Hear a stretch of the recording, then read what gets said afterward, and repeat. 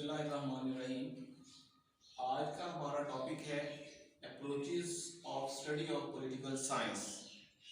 तो examination point of view से आपका क्वेश्चन बनेगा, explain the different kind of approaches for the study of political science या discuss the approaches of the political science.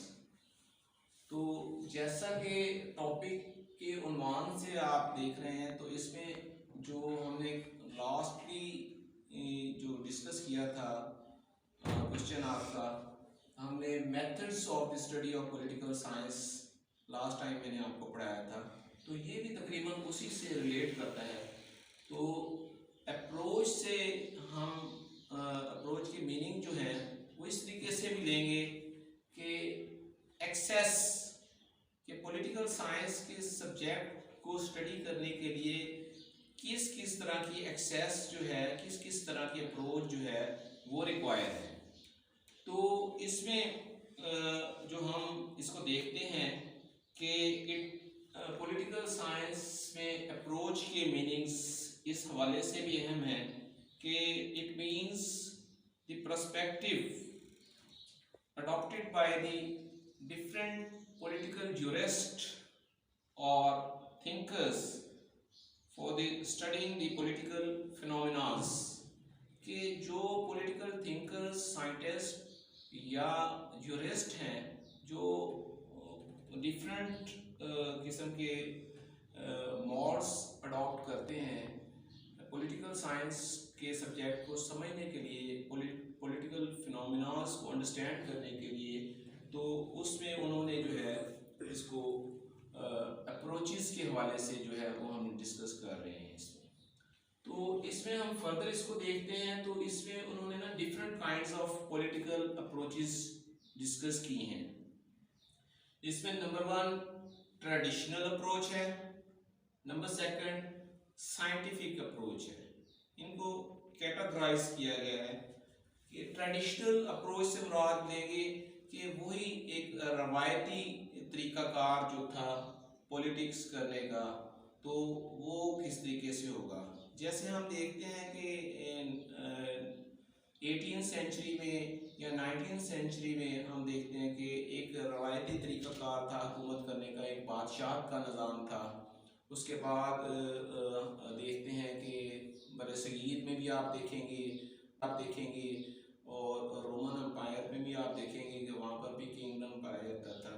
फिर आहिस्ता आहिस्ता जो है ना, वहाँ पर जो ट्रेडिशनली जो था वहाँ पर कस्टम्स को, नॉर्म्स को और वहाँ की रवायात को मद्देनज़र रखते हुए वो जो एक शाही ख़ानदान था उसको एक वहाँ पर कहने की बरतरी हासिल थी और आम आवाम जो है वो उनको फॉलो करती थी, उनकी हाकमियत का तस्वर जो है वो करता था।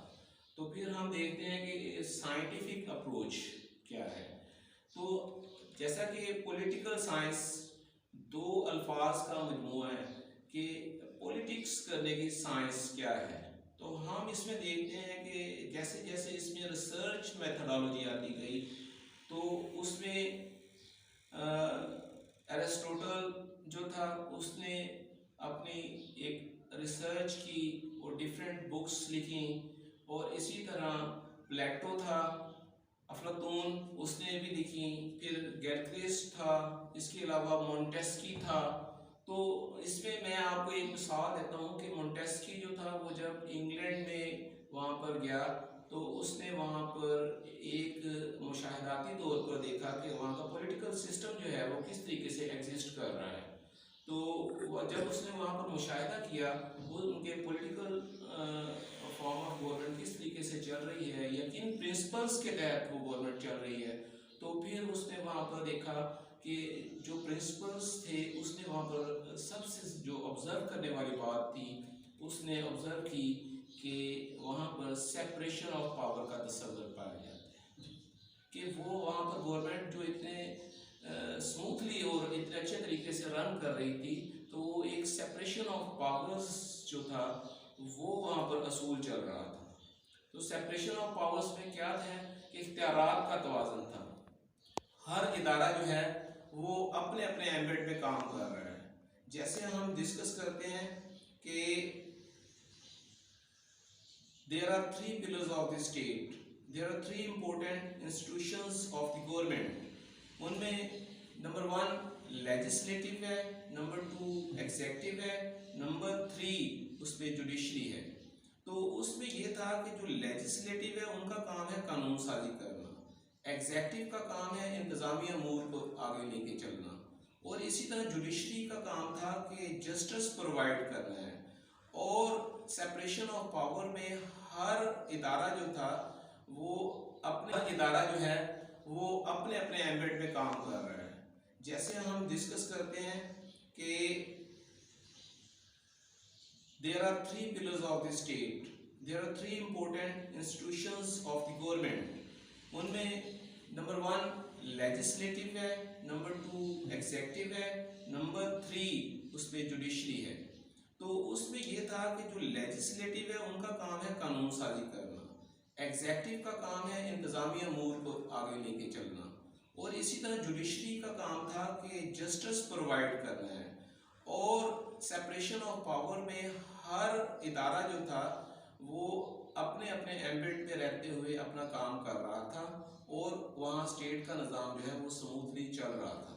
तो उसमें उन्होंने देखा कि वहाँ पर जो सेपरेशन ऑफ पावर का जो एक असूल था उसमें system of check and balance भी था कि हर इदारा जो है वो अपने इख्तियारात से तजावुज़ नहीं कर सकता। जो लेजिस्लेटिव बॉडी थी उसका काम है कानून साजी करना, और जो एग्जेक्टिव है उसका काम है उसको इम्प्लीमेंट करवाना। अगर ये दोनों इदारे जो हैं वो अपने इख्तियारात से तजावुज़ करते हैं तो फिर क्या था कि system of check and balance में वो लेजिस्लेशन जो मावराए कानून या अल्ट्रा वायलेंस थी या वो इंतज़ामी अमूर जो आइन से हट कर थे उनको चैलेंज किया जा सकता है वहाँ के जुडिशल सिस्टम में। और वहाँ की जुडिशरी है जो उन कवानीन को इंटरप्रेट करती है, और जो भी वहाँ पर अल्ट्रा वायरस या कानून की या आइन की खिलाफ वर्जी हो रही होती है उसको चेक एंड बैलेंस रखते हुए उस सिस्टम को आगे चलने में मुआवनत फराहम करती है।